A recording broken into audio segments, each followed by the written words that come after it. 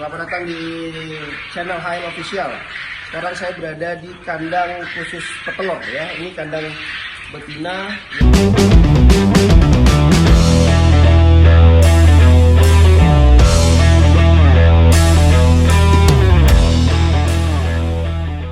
Tapi pertanyaan sebelum masuk ke situ, boleh nggak sih polisi aktif itu berbisnis?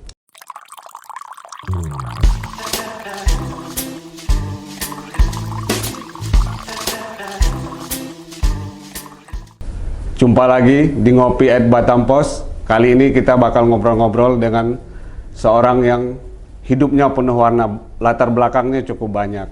Beliau seorang perwira polisi, juga pengusaha, dan bakal calon politisi. Siapa dia? Beliau adalah Haris Lambe. Apa kabar Bang Haris? Alhamdulillah sehat. Gimana kesibukannya belakangan ini? Biasa-biasa saja mas. Ya. Nah Bang Haris ini kan namanya mulai muncul di tahun 2019 ya, ketika kontestasi pilkada Batam akan digelar saat itu. Gitu. Tiba-tiba wajahnya muncul banyak di baliho-baliho di Batam.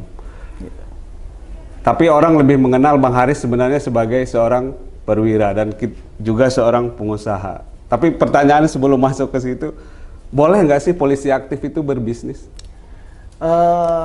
Pada dasarnya sebenarnya kalau kita berbisnis yang terkait dengan jabatan, kemungkinan besar itu tidak diizinkan. Tetapi apabila bisnis itu yang tidak mengganggu, yang tidak ilegal lah misalnya, ataupun kita berbisnis yang membuat masyarakat jadi heboh ataupun merasa terganggu dengan bisnis kita, saya rasa itu tidak dibolehkan. Sementara kalau seorang polisi yang mau berbisnis secara baik dan benar, saya rasa pimpinan pasti akan mensupport dan mendukung juga, selama bisnis yang dilakukan itu tidak mengganggu kerjaan, tugas, dan jabatannya. Seperti itu mas. Nah Bang Haris sendiri udah berapa lama ngejalanin, selain sebagai seorang perwira polisi juga ngejalanin usaha ini, udah berapa lama terjun sebagai pengusaha? Ya pada dasarnya sebenarnya pengusaha itu sebenarnya kategorinya adalah kita mencoba mencari sebuah penghasilan yang kita anggap penghasilan tambahan. Dari pangkat saya Ibda, sebenarnya kami sudah tahu bahwa bakat saya adalah berusaha mas, berdagang lah. Nah kami sudah mulai dari pada saat pangkat Ibda sudah mulai, dan itu jatuh bangun dengan berbagai macam usaha. Karena konsep usaha kan ada yang kadang naik kadang turun mas. Nah sebenarnya yang kita pelajari bagaimana kita punya mental jadi pengusaha, itu yang paling penting. Bukan usahanya dulu. Kalau kita sudah punya basic, punya mental pengusaha, saya rasa usaha apapun pasti akan bisa dijalankan. Tinggal bagaimana kita menekuni usaha tersebut dan punya optimisme yang tinggi bahwa usaha yang kita akan jalani itu pasti akan berhasil. Nah, modal pengusaha itu sebenarnya dari yang tadi saya bilang, mental, semangat, dan harus punya knowledge tentang produk yang akan dijalankan. Dan saya rasa hal-hal itu menjadi dasar untuk setiap para pengusaha lah. Seperti itu mas. Berarti sejauh ini atasan di kepolisian tuh tahu ya kalau Bang Haris juga selain seorang yang aktif di kepolisian juga punya usaha-usaha di luar gitu? Sebagian mungkin sudah tahu mas, cuma yang karena kan pimpinan kita sering berganti-ganti mas ya. Mungkin juga ada yang masih belum tahu. Tapi so far saya selalu berusaha mencari sebuah usaha, jalankan usaha di luar jam-jam kesibukan kami selaku polisi. Ya kami usahakan cari usaha-usaha memang pertama membantu masyarakat, menyentuh masyarakat, dan juga bisa membantu mensupport masyarakat yang memang butuh ilmu ataupun knowledge tentang usaha. Saya lebih banyak seperti itu. Jadi lebih banyak membagi pengalaman lah kepada teman-teman ataupun masyarakat yang memang butuh untuk usaah. Itu jenis usahanya apa aja yang dijalanin? Kalau jenis usaha yang sudah pernah kami, ya memang sebenarnya UMKM ya mas, lebih mengarah kepada UMKM. Jadi UMKM itu kan kita mulai dari modal yang kecil, dan biasanya UMKM itu lebih bersentuhan kepada masyarakat. Apalagi kalau usaha-usaha UMKM itu sangat dibutuhkan oleh masyarakat saat ini mas. Jadi saya belajar itu dari kurang lebih 10 atau 12 tahun yang lalu kami sudah mulai usaha-usaha UMKM. Mungkin ada kelapa jelly, HL kelapa jelly usaha kami. Dulu juga saya terkenal juga punya budidaya peternakan puyuh, dan juga ada hidroponik. Ya, dan sekarang kita belajar distribusi minyak goreng untuk masyarakat. Nah, hidroponik sama peternakan puyuh perlu skill. Jadi saya harus belajar nih Mas, belajar. Sementara di Batam ini kan belum ada peternakan puyuh yang besar. Jadi saya harus belajar ke Sukabumi saat itu. Kita perlu waktu 1 bulan bolak-balik dari Batam ke Sukabumi untuk hanya belajar tentang bagaimana berternak puyuh yang benar dengan cuaca yang berbeda dengan Sukabumi. Kan cuaca kita cukup panas. Nah, akhirnya saya belajar dari situ knowledge, dan alhamdulillah ya kita sudah bisa membentuk peternakan puyuh yang mulai dari 500 ekor sampai dengan 5.000 atau 10.000 ekor. Yang 500 atau 1.000 ekor itu kita biasanya memberikan pembelajaran untuk masyarakat yang untuk rumahan sebagai bisnis tambahan untuk masyarakat lah. Seperti itu Mas usaha-usahanya yang besar. Gimana tuh membagi tugas sebagai seorang anggota polisi yang aktif dengan menjalankan usaha di luar tugas kepolisian itu gimana? Ya, pada prinsipnya kalau dibagi saya adalah kita tidak terpaku dengan waktu Mas ya. Kita harus punya prinsip, jangan terpaku dengan waktu, tapi kita harus yang mengatur waktu. Sehingga di sela-sela tugas-tugas saya yang saya bisa kerjakan dengan kontrol dan komunikasi ke anggota ataupun hal-hal yang urgent yang perlu saya selesaikan, itu pasti saya akan fokuskan untuk segera selesai. Biasa tugas yang butuh 3 hari saya selesaikan dengan 1 hari. Yang perlu 1 hari biasa kita selesaikan dengan yang 1 jam atau 2 jam. Sehingga jam-jam lainnya itu bisa kita bagi. Nah, biasanya setelah dari Polda, sore hari itu kami sudah berinteraksi dengan para pengusaha, terus mengontrol usaha kita sampai dengan malam hari. Nah, biasa sampai jam 12 malam pun sering setiap hari seperti itu, Mas. Nah, ini kan pasti di masyarakat muncul pertanyaan, kan kalau polisi itu aksesnya mudah gitu ya. Karena seorang penegak hukum, pegang senjata, pegang undang-undang juga gitu. Nah, pasti asosiasi di pikiran publik itu ya mudah dong bagi polisi bikin usaha karena apa-apa bisa masuk ke segala lini gitu. Nah, gimana Bang Haris memisahkan antara kepentingan pribadi dengan tugas tadi gitu? Kan kekhawatiran itu kan konflik of interest-nya antara posisi Bang Haris sebagai seorang penegak hukum, di satu sisi juga seorang pelaku usaha gitu. Iya. Gimana tuh? Pada intinya kita coba untuk memisahkan itu, Mas. Jadi kita jadi polisi saat kita memang bertugas sebagai polisi. Saat kita sudah melepas baju dinas kita, ya kita coba menjadi seperti masyarakat biasa. Dan kita berinteraksi masuk bukan menggunakan maksudnya menggunakan polisi untuk masuk ke dalam bisnis-bisnis kami, tidak Mas. Kembali lagi tadi saya bilang, saya lebih bersentuhan kepada usaha-usaha kecil UMKM yang menurutnya masyarakat tuh tidak perlu seorang polisi untuk berbisnis UMKM, tetapi apabila kita pegang knowledge-nya, terus pengalamannya, terus experience terhadap manajemen yang kita atur atau kita punya ini, itu akan dihargai oleh masyarakat sebagai memang profesionalismenya ke bisnis, pelaku bisnis lah, dibandingkan dengan sisi saya yang memang lebih ke polisinya. Jadi touching saya kepada masyarakat tidak pernah memperkenal kalau saya ini polisi. Nah, kalau polisi itu kan sebuah profesionalisme Mas ya. Tapi kalau bisnis kan kembali kepada entrepreneur.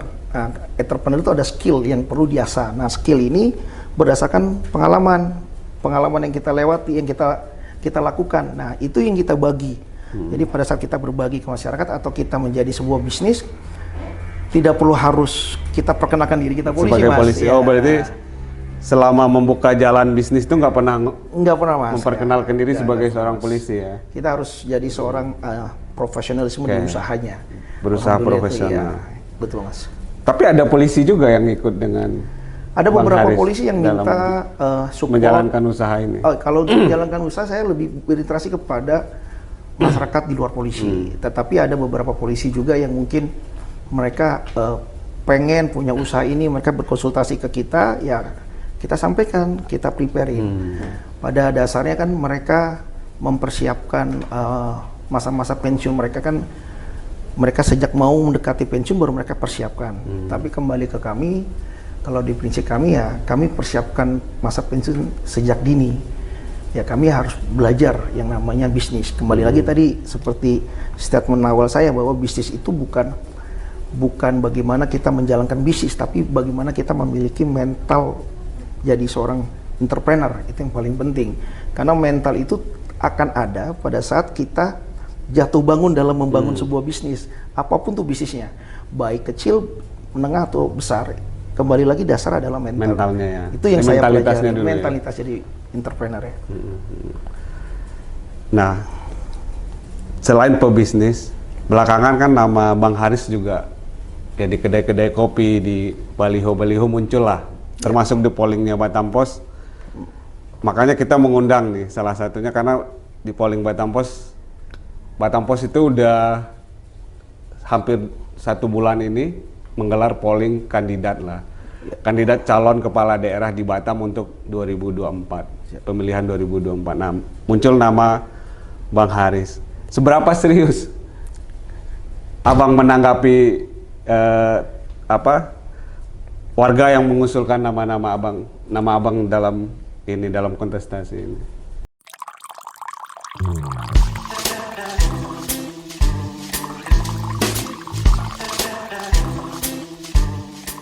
Gimana? Ya pada dasarnya Mas, kan politik itu hak setiap warga negara Indonesia. Dan penilaian masyarakat kepada kami pada saat ini itu adalah hasil impact dari 2018, 2019, dan 2020. Hampir 2 tahun kami kemarin bergerak untuk mencoba menjadi salah satu kandidat bakal calon wali kota Batam di 2020. Nah, mungkin itu impact Mas, impact dari tahun yang kemarin, proses yang sebelumnya. Proses kemarin. Dan saya rasa saya juga cukup surprise dan sangat terima kasih juga untuk Batam Pos ya, karena Batam Pos ternyata memberikan suatu rubrik yang memberikan masyarakat berinspirasi atau mereka menyuarakan suara mereka. Saya rasa mereka itu hak mereka lah untuk memberikan suara mereka.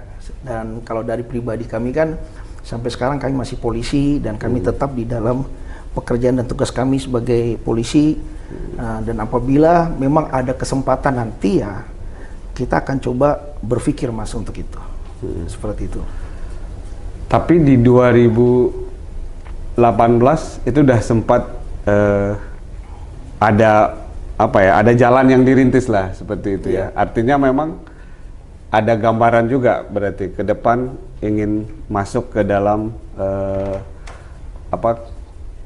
persaingan pemilihan kepala daerah itu.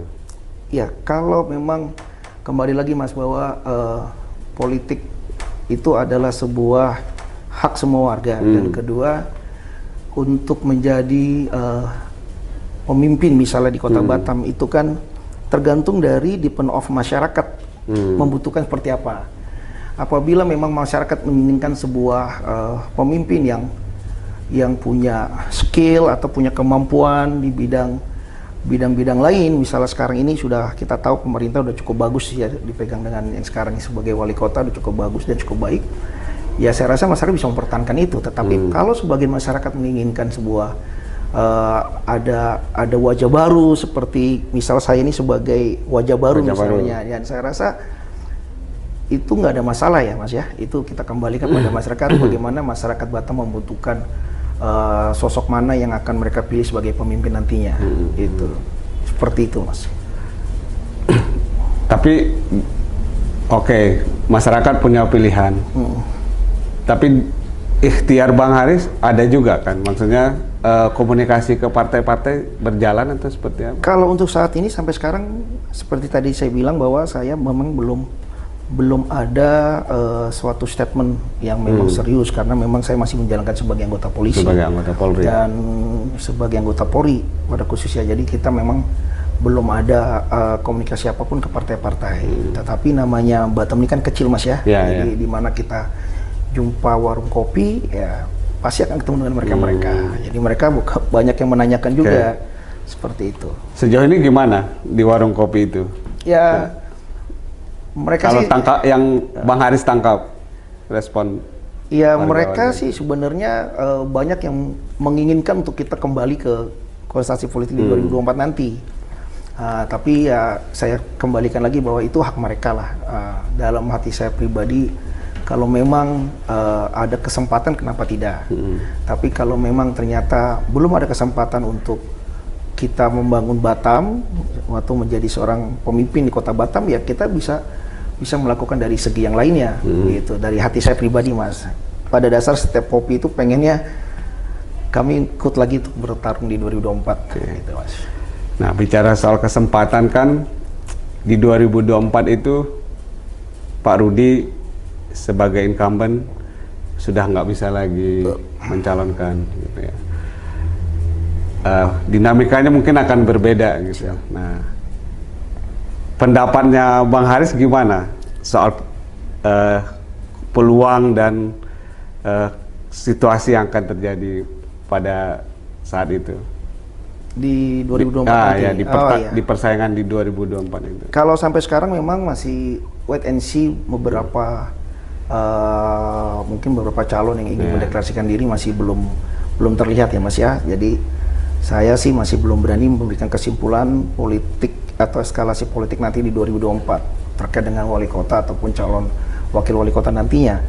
Tetapi pasti akan sungguh mungkin bagi calon-calon pemimpin ataupun yang memang berniat untuk mencalonkan diri untuk jadi pemimpin di 2024, ini sangat menarik sekali. Mungkin bagi mereka menganggap ini adalah sebuah kesempatan besar.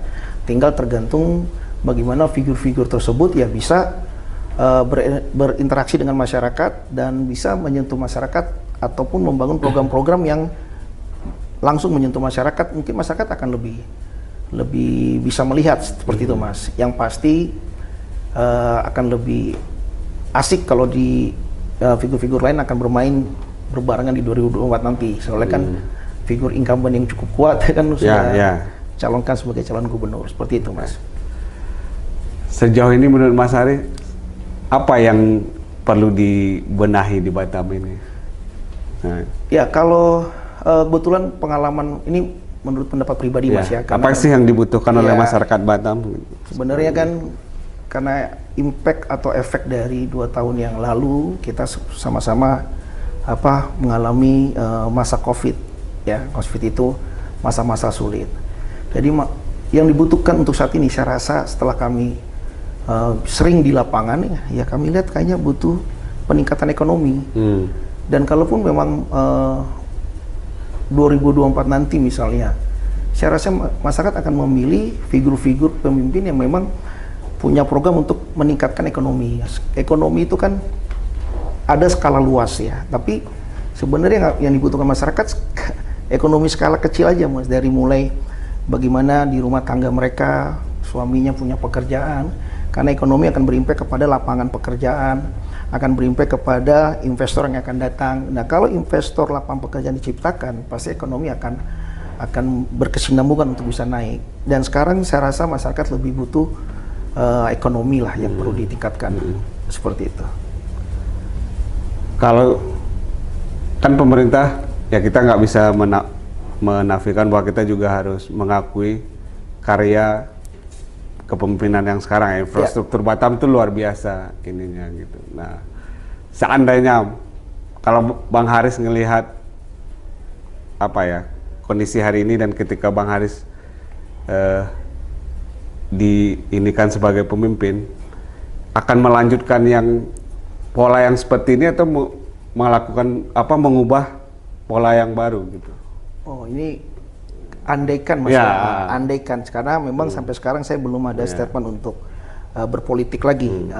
Andaikan, yang menurut penilaian secara pribadi bahwa pemimpinan sekarang udah cukup bagus.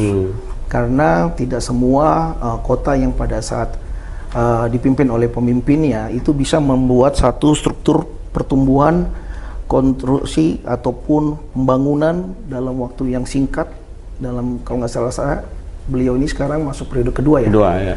Yang periode pertama proses pembangunan cukup bagus, periode kedua pun dalam waktu 2 tahun ini udah cukup bagus. Saya rasa memang perlu dilanjutkan untuk para pemimpin yang nanti akan menggantikan beliau ya. Kalau saya pribadi kan ya saya menilai beliau cukup baik lah, cukup baik, masyarakat cukup baik. Nah, mungkin ada beberapa sektor yang perlu diperhatikan kembali untuk pemimpin-pemimpin yang nanti yang akan menggantikan beliau. Ya salah satunya tadi ekonomi tadi, Mas. Nah, kalau saya pribadi, kalau memang ada kesempatan, pasti saya akan melanjutkan program-program beliau dan juga akan mensupport semua program-program masa depan karena ada program skala kecil, menengah dan kedepannya. Kan kita lihat sekarang dengan dari BP Batam ya, skupnya BP Batam punya program-program yang bagus kayak bandara, pelabuhan. Nah itu kan perlu diteruskan karena nggak mungkin hanya berhenti program tersebut di saat pemimpinan beliau saja. Nanti siapapun yang akan menggantikan beliau, dia punya kewajiban untuk meneruskan program ini karena sudah ada anggaran dan ada yang sudah dikeluarkan dan sudah direncanakan disetujui oleh pemerintah pusat. Nah ini harus dipertanggungjawabkan, diteruskan oleh pemimpin selanjutnya, Mas. Itu seperti itu. Terakhir, ya, harapan Anda dan gambaran Anda Kota Batam ke depan itu seperti apa yang Anda harapkan? Harapan kami, Mas, kebetulan karena saya background-nya adalah seorang sebelum jadi polisi, saya pernah jadi kapten kapal dan saya juga sarjana pelayaran. Dan saya tinggal di Kota Batam yang karakteristik wilayahnya adalah 70%, hampir 70% lautan, 30% daratan. Harapan saya adalah pemimpin Kota Batam yang akan menjabat di tahun-tahun berikutnya harus punya konsep tentang kemaritiman. Karena ada satu potensial kemaritiman yang sampai saat ini itu belum di-touching atau disentuh secara optimal. Belum fokus ke situ. Belum ada. Bukan berarti belum dimulai ya, sudah dimulai tapi belum optimal. Nah, optimalisasi kan maritim ini kan cukup luas dan Batam adalah salah satu kota yang paling strategis di Indonesia saat ini karena dia berseberangan langsung dengan dua negara besar seperti Singapura dan Malaysia.